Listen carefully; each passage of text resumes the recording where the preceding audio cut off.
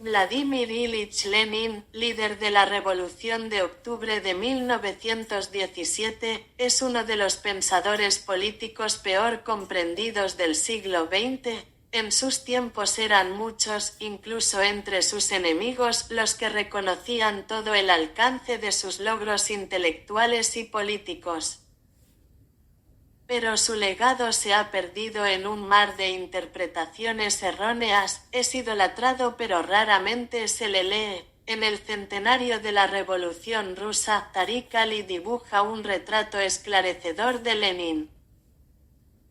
Examina los dos principales factores que influyeron en su pensamiento, la agitada historia de la Rusia zarista y el nacimiento del movimiento obrero internacional, y explica la forma en que Lenin afrontó unos dilemas políticos y personales cuya sombra aún se proyecta sobre el presente. En algún caso el terrorismo es una estrategia viable, ¿está justificado apoyar las guerras imperialistas? ¿Es posible hacer política sin un partido? La toma del poder en 1917 estuvo moralmente justificada. Lenin tendría que haber abandonado a su esposa para irse a vivir con su amante. En los dilemas de Lenin, Tariq Ali subraya la claridad y el vigor de sus formulaciones teóricas y políticas. Concluye con un conmovedor relato de los 2 últimos años de su vida, cuando se dio cuenta de que no sabíamos nada, e insistía en que era necesario renovar la revolución para que no se marchitara y muriera definitivamente. Los dilemas de Lenin: terrorismo, guerra, imperio, amor, revolución. Para los que vendrán después, tan solo el pasado puede abrir la puerta del futuro. Agradecimientos. He escrito este libro para situar a Lenin en un contexto histórico apropiado. Para mí ha sido un enorme placer releer sus principales escritos y el material relacionado con ellos.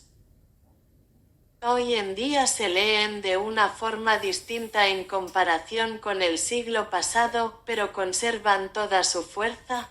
Normalmente, yo empiezo a escribir un libro después de gran cantidad de debates con el público que asiste a las conferencias y a los mítines.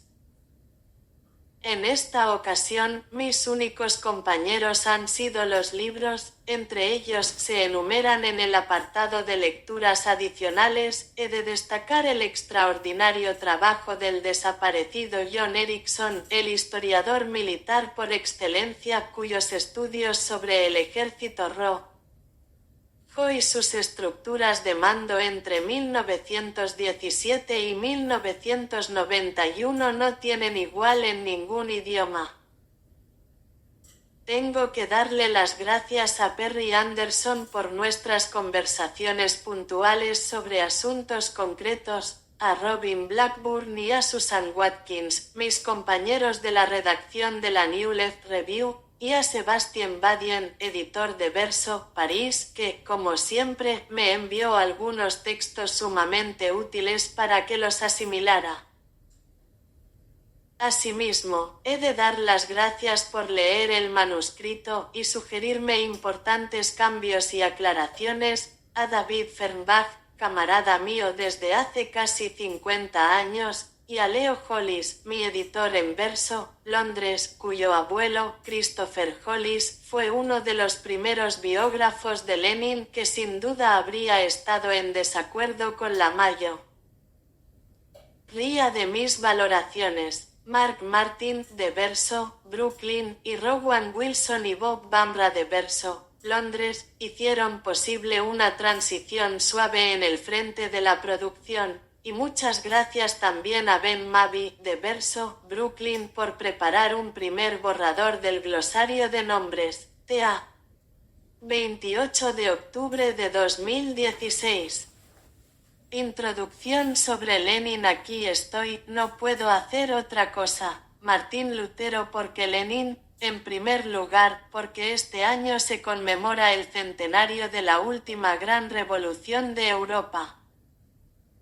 A diferencia de sus predecesoras, la Revolución de Octubre de 1917 transformó la política mundial, y de paso dio un vuelco al siglo XX con un ataque frontal al capitalismo y a sus imperios, lo que aceleró la descolonización. En segundo lugar, la ideología dominante de hoy en día, y las estructuras que defiende, son tan hostiles a las luchas sociales y del liberación del siglo pasado que la recuperación de la mayor cantidad posible de memoria histórica y política se convierte en un acto de resistencia. En estos tiempos difíciles, incluso la oferta anticapitalista es limitada, es apolítica y ahistórica. Hoy en día el cometido de la lucha no debería consistir en repetir ni replicar el pasado, sino en asimilar las lecciones, tanto negativas como positivas, que nos brinda. Es imposible lograrlo si se desconoce el argumento a estudiar. En el siglo pasado, durante mucho tiempo, quienes honraban a Lenin, en gran medida le desconocían. Le veneraban pero raramente leían sus escritos. Lo más habitual, en todos los continentes, era que su propio bando malinterpretara e hiciera un mal uso de Lenin con fines instrumentales, partidos y sectas, grandes y pequeños, que reivindicaban su legado. El culto a Lenin, que él mismo aborrecía incluso en su manifestación más incipiente, resultó desastroso para su pensamiento. Sus textos, que él nunca pretendió que fueran artículos de fe ni los escribió como tales, fueron momificados, lo que dificultó la comprensión de su formación política. Ese fenómeno debe encuadrarse en la confluencia de dos procesos históricos.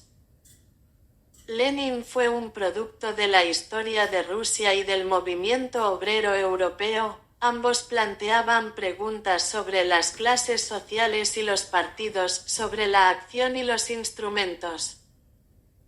Así pues, la síntesis elaborada por Lenin se vio condicionada por el entremezclarse de dos corrientes muy distintas que podríamos denominar, a grandes rasgos, anarquismo y marxismo. Lenin desempeñó un papel crucial en el triunfo del segundo. Por todo ello, antes de pasar a comentar algunos problemas específicos que tuvieron que afrontar Lenin y los bolcheviques, me propongo explicar por extenso la historia y la prehistoria de ambas corrientes. Sin esa tarea arqueológica no es fácil comprender los dilemas que Lenin tuvo ante sí. Hace falta imaginación para malinterpretar a Lenin y a Trotsky, o para presentarlos como políticos progresistas disfrazados. Al margen de lo que cada cual piense sobre ellos, la lucidez de su prosa deja poco margen para la malinterpretación política. Como nos ha recordado recientemente Perry Anderson, el destino de Antonio Gramsci, el tercer pensador por orden de importancia que surgió de la tradición comunista de la Tercera Internacional, ha sido un tanto diferente, y por distintos motivos que tienen que ver con su encarcelamiento por los fascistas italianos. 1. Empecemos por el principio. Sin Lenin no habría habido una revolución socialista en 1917. De eso podemos estar seguros. Los estudios más recientes de los acontecimientos no han hecho más que consolidar esa opinión. La facción, y posteriormente el partido, que Lenin creó meticulosamente a partir de 1903 simplemente no estuvo a la altura de su misión de fomentar una revolución durante los meses cruciales que van de febrero a octubre de 1917, el periodo de mayor libertad a lo largo de toda la historia de Rusia. Una gran mayoría de sus líderes, antes del regreso de Lenin a Rusia, estaba dispuesta a transigir en muchas cuestiones cruciales. La lección que podemos aprender de ellos es que incluso un partido político, específicamente formado y educado con el único propósito de organizar una revolución, puede tropezar, desfallecer y caer en el momento más crítico. En este caso particular, Lenin era consciente de que si no se aprovechaba el momento, la reacción volvería a triunfar de nuevo. Los acontecimientos le favorecieron. Lenin arrastró tras de sí a unos dirigentes bolcheviques renuentes por el procedimiento de ganarse el apoyo de las bases del partido y, lo que es más importante, el de los soldados completamente hastiados de la guerra.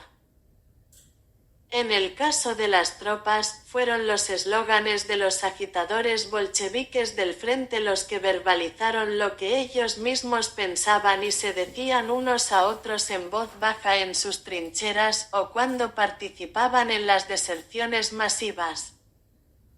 La historia le hizo un regalo a Lenin en la forma de la Primera Guerra Mundial. Él asió aquel regalo con las dos manos y lo utilizó para pergeñar una insurrección. Las revoluciones son las que hacen que la historia ocurra. Los progresistas de todo tipo, con raras excepciones, siempre están en el otro bando.